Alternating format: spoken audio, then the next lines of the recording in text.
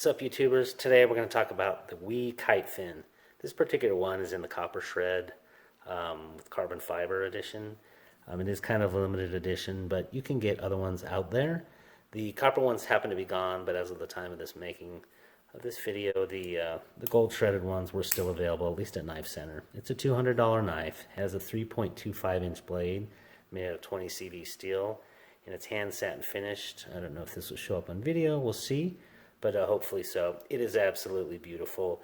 Whereas a lot of times when you see carbon fiber, you'll actually see more interwoven fiber. Even the shredded stuff is a little bit more tightly woven. This one actually has just a big slab of epoxy with some beautiful accenting colors, but it is quite stiff. You can kind of see it's a single-handed squeeze there. Amazing WE action, as one would expect, and fit and finish. So yeah, I don't need to go over a full review of that. There are plenty of other Kitefin videos out there. This is just a chance to really cover some of the highlights of this one. And of course, the beauty of it is really one of the marvelous things. And then the action is marvelous for fidgeting. It's got a front finger choil that is very usable. I wouldn't say I would want to grab on it really tight and dig up there, but in terms of just a little bit of use, absolutely, it's very usable.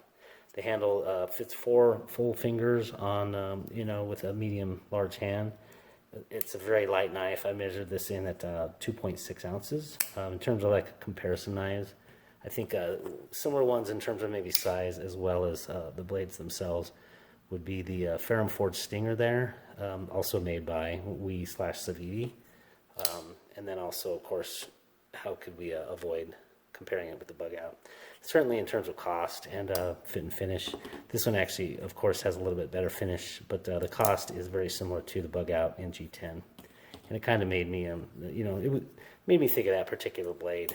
This particular one had a little bit thicker blade stock. This one was like 0.12 versus 0.08, 0.09 for the Bug Out. So it does get a little bit of extra weight there. But we do have the bronzed titanium lock side, and then also we have the flame anodized pocket clip. It's kind of interesting. As much as that would be really beautiful, I think if this were just a standard titanium maybe instead of the bronzed, I would actually prefer, though, with this particular fit, to kind of have that one as, maybe just bronzed out on that particular pocket clip. But of course it is deep carry, and it's fairly well recessed there. You can see in terms of the screws, but the clip itself is not necessarily. But it does meet all the wonderful things that one would expect. A very light knife. I would go get yourself one if you're interested in this particular thing. Again, I'm not going to go through a full Kitefin review of this. You can find enough of those out there from previous models. But this one is just marvelous in terms of fit and finish. And then, of course, the hardware as well as your typical T8, except the screws for the pocket clip there is T6s, in fact. So these are still available. Maybe consider going and get one of those. $200 knife. I think you're going to like it if you like WE knives and you like flippers. Very comfortable to use. I sliced some boxes with it today. I just got this, and I just wanted to kind of get this out there so that folks could see it. So I hope you enjoyed this very quick and snappy review of this.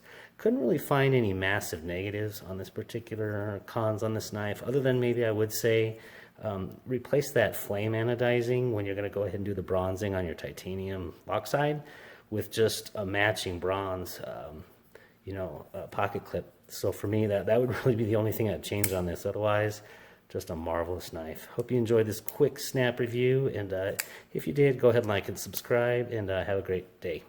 Thanks a lot.